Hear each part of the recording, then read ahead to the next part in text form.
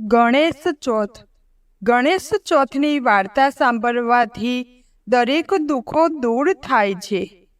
ભાદરવા સુદ ચોથ, વિનાયક ચોથ, સુદ એકમના દિવસથી ગણપતિની સ્થાપના કરી પૂજન કરવું, વાર્તા સાંભળવી, બીજનું ચંદ્ર દર્શન કરવું, લાડુનું નૈવેદ્ય ધરાવવું, રાત્રે ભજન કીર્તન કરવું ને ચોથના દિવસે સ્થાપન કરેલ મૂર્તિ જળમાં પધરાવવી, અન્નદાન કરવું, લાડુનું નૈવેદ્ય ધરાવી, મૌન રહી પ્રસાદ લેવું ને પૂજન કરવું. ચંદ્રને પોતાના રૂપનો ગર્વ થયો. તે પોતાનું રૂપ જોઈને મનમાં હરખાવા લાગ્યો. એવામાં બ્રહ્મપુરીમાંથી અષ્ટસિદ્ધિને વળીને ગણપતિજી આવતા હતા. મોટી ફાંદ, લાંબી સૂંઢ, દડા જેવું ગોળ મટોળ શરીર, સુપડા જેવા કાન, આવું રૂપ જોઈને ચંદ્રને ભગવાન ગણેશજીની મસ્કરી કરવાનું મન થયું. ચંદ્રે કહ્યું, ગણેશજી, બ્રહ્મલોકમાંથી ભૂખ્યા આવ્યા કે શું? તમારું પેટ તો સાવ ખાલી દેખાય છે.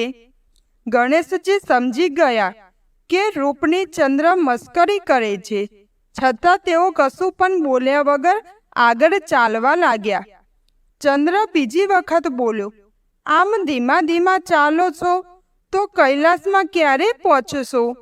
જરૂર હોય તો વાહન લેતા જાઓ. છતાં ગણેશજી કાંઈ ન બોલ્યા. છેવટે ચંદ્ર કહે, વાહ, શું રૂપ ઘડ્યું છે ગણેશજી!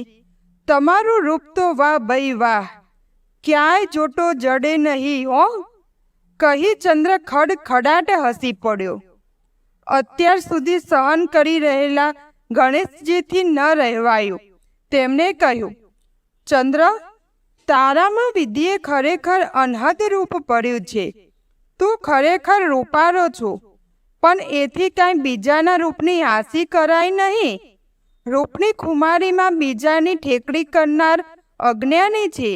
તે આજે મારી ઠેકડી કરી છે, તેથી તેના ફળ રૂપે તને શ્રાપ આપું છું કે આજથી તારું કોઈ મુખ નહીં જોવે, ને જે જોશે તેના ઉપર સંકટ ઉતરશે, અન્નદાર્યા કષ્ટ આવી પડશે. ચંદ્રને ગણેશજીની મસ્કરી મોંઘી પડી. શ્રાપ સાંભળી તેના હોશ કોષ ઉડી ગયા. ચંદ્ર ધ્રુજી ઉઠ્યો.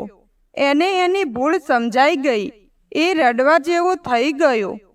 શ્રાપની ખબર પડતા દેવલોકમાં હાહાકાર વર્તાઈ ગયો.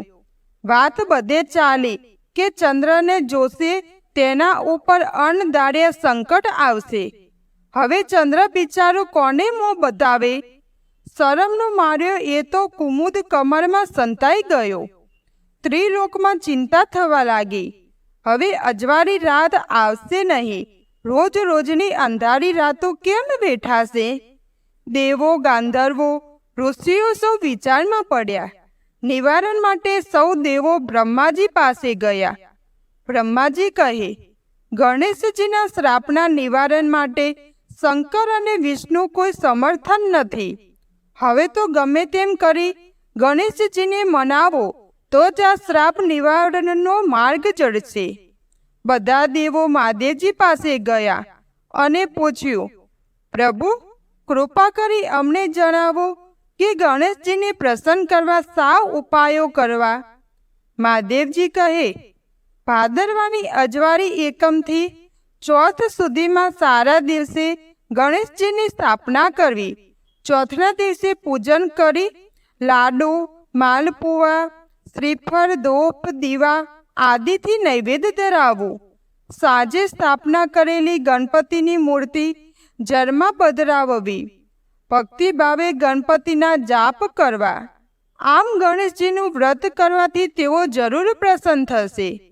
બધા દેવોએ આ વ્રત કરવા માટે બૃહસ્પતિને ચંદ્રને સમજાવવા મોકલ્યા. ચંદ્ર તો શરમનો માર્યો સંતાઈ ગયો હતો, છતાં બૃહસ્પતિ ત્યાં ગયા અને ગણેશ વ્રતની વિધિ સમજાવી વ્રત કરવા કહ્યું. ચંદ્રએ ગણેશ ચોથનું વ્રત આરંભ્યું અને પોતાની ભૂલ બદલ પસ્તાવો કરી ગણેશજીની ક્ષમા યાચના કરી. પોતાને શ્રાપ મુક્ત કરવા વિનંતી કરી. ઉદાર દિલના ગણપતિજી વ્રતના પ્રભાવે પ્રસન્ન થયા અને બોલ્યા, હે ચંદ્ર, જે કોઈ બીજના ચંદ્રનું દર્શન કરશે તેને કોઈ જાતનો સંકટ નહીં આવે, પણ ભાદરવા સુદ ચોથના દિવસે કોઈ તારું મોં નહીં જુએ. જે મારું વ્રત કરશે તે તારી જેમ અનેક સંકટોમાંથી છૂટશે. રૂપ તો વિધિની દેન છે. કોઈના રૂપની મસ્કરી કરવી એ તો પરમાત્માની મસ્કરી બરાબર છે. મારું આ વ્રત ભક્તિપૂર્વક કરનારની ઉપર મારી અનહદ કૃપા ઉતરશે. ઓમ ગણેશાય નમઃ.